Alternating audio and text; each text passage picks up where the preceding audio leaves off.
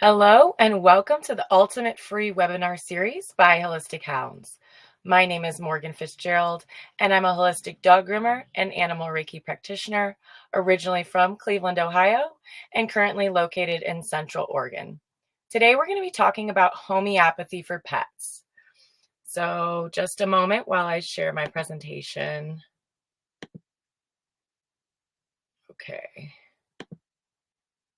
Okay, here we go.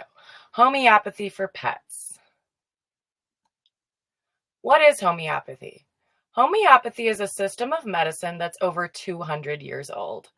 Founded by Dr. Samuel Hahnemann in the early 1800s, homeopathy works on the concept of like cures like. Hahnemann discovered that a substance that causes certain symptoms in a healthy individual can be used to cure the sick individual expressing those same symptoms of disease. So, how does homeopathy work? Plant, fungi, mineral, and animal substances are used to make homeopathic remedies. The remedies help to reignite the body's natural and innate healing ability. And in classical homeopathy, single remedies are utilized that match all symptoms of disease. So in conventional medicine, each symptom would likely be prescribed a different medication, whereas in homeopathy, the homeopathic doctor will try to match the remedy with all of the symptoms of disease for that patient. So the remedies are diluted and agitated, which is called succussion, to become potentized. And so they're shaken. Um, and that's how the energetic imprint of the medication is activated, is by agitating it. So only minute parts of the original substance remain in the final remedy. And some remedies contain no part of the original substance, but only carry the imprint of the substance. And so a lot of people are a little bit confused about how homeopathy works. And so for homeopathic remedies, they're typically made and diluted using water and sometimes alcohol. And so it's a little bit confusing for people to understand how a homeopathic remedy can do anything if there's no original substance left. And this is because of the ability of water to carry information and to hold information. So for those of you that have studied energy healing and energy work, you might be aware of the fact that information can be held in water. And so that's how, for these higher potency remedies, that the remedy has an effect, is because of the vibrational frequency of the substance being imprinted in the water. And so sometimes homeopathy might be referred to as vibrational medicine, since it really acts at that energetic or vibrational level. So in homeopathy, the doses are based on potencies. So instead of like milligrams, as you would see in medication for pharmaceutical drugs, in homeopathy, you have the medicines that have potencies. So in homeopathy, the smallest dose possible is used. And so that's a little bit different than conventional medicine. Um, because we're trying to use the smallest dose possible to achieve the intended effect of a cure. So in homeopathy, the more a remedy is diluted, the higher its potency. So we're going to talk about 3 different types of potencies for homeopathic remedies that you might see. And these are just 3 of the main ones, but there are others. So first, we're going to start with potency X, which is a dilution ratio of 1 to 10. And so an example of what a potency X remedy would look like would be 20X or 30X. And it will have the name of the substance in front of that. And so potency X is the lowest potency on this list here. Okay, and then moving up to potency C, which is a dilution ratio of 1 to 100. And an example of how you might see these remedies written would be 30C or 200C. And so potency C is in the middle range of potency as far as the ones that we're listing here. Okay, so and the highest potency of all that we're talking about today would be potency M, which is a dilution ratio of 1 to 1,000 or more. And so what that means is that when they're doing the dilution ratio, the more times that it's diluted, it's the more times it's agitated or shaken, which is called succession. So an example of a potency how you'd see that written would be 10 or 50 And so in homeopathy, remedy potencies are matched based on the patient's circumstances and life force energy. And we'll talk a little bit later on about how homeopaths prescribe and decide what potency to use. But generally, it's based on the patient's overall circumstances and the level of their life force energy. So, homeopathy for animals. After several years of homeopathy being used to treat humans, homeopaths and lay people alike were starting to utilize this healing therapy with animals. And so, veterinary homeopathy um, was more widespread in more foreign countries prior to it being brought back to the United States. But in 1995 in the United States, the Academy of Veterinary Homeopathy, or the AVH, was founded. And as I said, homeopathy had a more widespread use in foreign countries prior to that date. So Richard Pitcairn, who is a doctor of veterinary medicine, started the Pitcairn Institute of Veterinary Homeopathy, where he teaches veterinarians this alternative therapy. So veterinary homeopathy is used, it's used a lot more commonly in the United States now than it was previously, but it did have a more widespread use in foreign countries before then. So, what can homeopathy treat? Homeopathy can treat both acute and chronic conditions in both humans and animals. So, here are just some of the things that homeopathy can assist with: digestive and endocrine diseases, fleas, skin and coat disorders, allergies, mood and behavioral problems, heart and kidney diseases, bone and joint disorders, lameness, immune system disorders, vaccinosis, respiratory disease, reproductive system problems, first aid situations, and more. So, homeopathy in practice.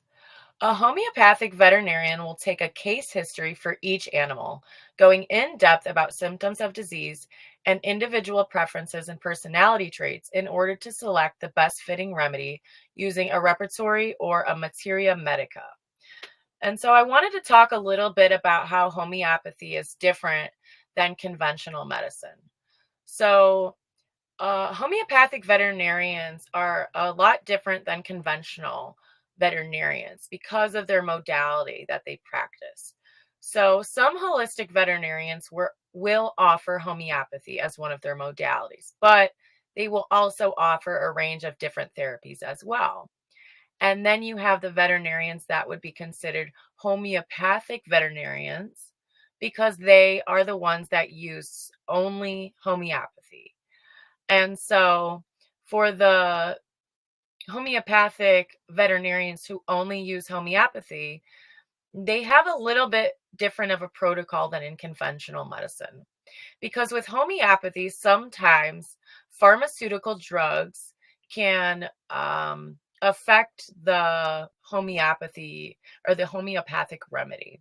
And so sometimes homeopathic veterinarians, if they're only practicing homeopathy and not other holistic alternative therapies, then they might have you sign a waiver saying that they only want you to utilize homeopathy as a system of medicine. Now, this is not, this is different for every veterinarian in practice, and it's going to range based on individual knowledge and preferences, etc. But by and large, pharmaceutical drugs and things like vaccines can negatively affect the effectiveness of homeopathy. So, for example, a homeopathic veterinarian might be able to assist with an animal that has vaccine reactions or who has a negative side effect after being vaccinated. So, homeopathy is an amazing therapy. but it's a lot different than conventional. So another thing where homeopathy is different is your homeopathic veterinarian is going to take a longer time during that intake appointment. They're going to take a long time to talk to you. So you would expect an hour or sometimes even longer. And they're going to ask you every little thing about your animal. So they don't just want to know about symptoms.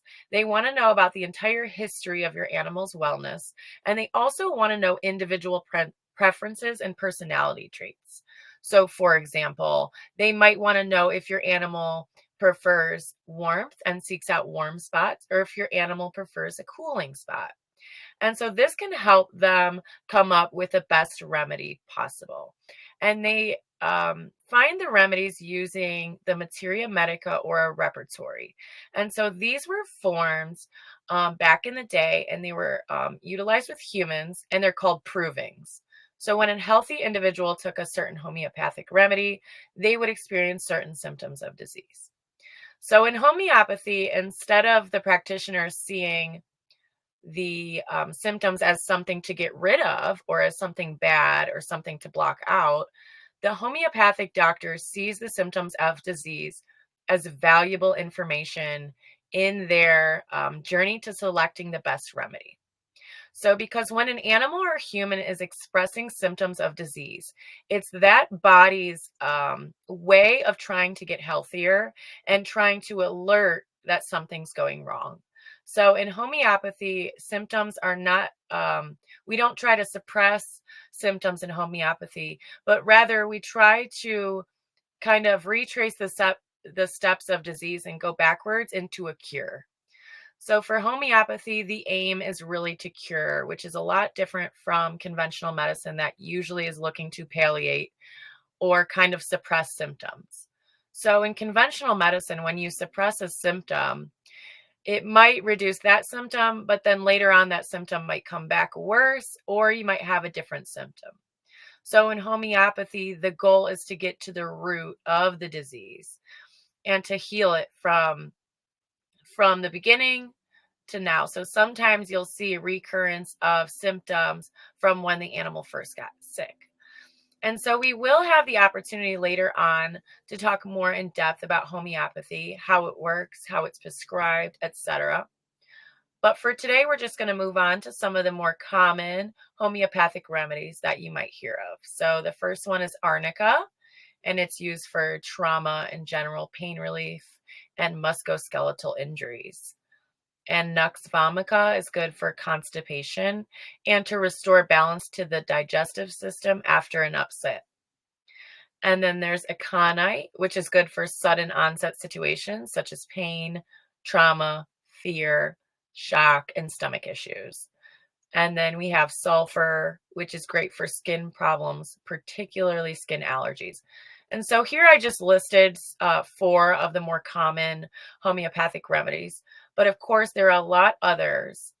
And so um, if you're wanting to learn a little bit more about homeopathy, here are some resources that are really great. The first one is I would recommend highly, and it's called Practical Handbook of Veterinary Homeopathy by Wendy Thatcher Jensen, who is a doctor of veterinary medicine. Her book goes in depth about how homeopathy works, how it's prescribed, and how it's different from conventional medicine. So, for those of you that are wanting a really good description of how a homeopathic veterinarian takes a case history, some of the things that homeopathy has treated with examples from a practicing homeopathic veterinarian, then that book is definitely the one that you want to purchase. It's amazing, and it really highlights the differences between homeopathic medicine and conventional. So again, that's by Wendy Thatcher Jensen, and that's a really, really good one. So the other one that I would recommend is by Richard Pitcairn, who is also a doctor of veterinary medicine, and it's called Natural Health for Dogs and Cats. And he has some background in homeopathy listed, as well as some homeopathic remedies and what they can treat. Another really good resource for veterinary homeopathy is any title by B.P. Madraware, who is also a doctor of veterinary medicine from India. And he has also a book that is a clinical breakdown of veterinary homeopathy. So for those of you that are in the veterinary world, BP Madraware is a really good source to go to for some of those clinical studies. And so the last resource would be the avh.org, which is the Academy of Veterinary Homeopathy.org. And so as far as the clinical studies, so unfortunately on Wikipedia, it lists homeopathy as a pseudoscience, but this couldn't be further from the truth. Now, homeopathy is a little bit more difficult to study as far as ethical trials and that sort of thing. But there are clinical studies about homeopathy for both humans and animals. And as I said, BP Madraware is a really good resource for that because he has the clinical studies in one of his books, and you can kind of see the success rates of homeopathy. So, for example, BP Madraware treats farm animals, so dairy cows very often end up with mastitis, which is when their udders are inflamed. And so veterinary homeopathy has come in handy for situations such as those where, for example, if it's an organic situation, the animal feed is going to end up being organic, then they can't use antibiotics. And so instead they have to use veterinary homeopathy, which has no side effects. So veterinary homeopathy has almost, I want to say from BP Medjaware's observations, an 80% cure rate for mastitis and other things of that nature.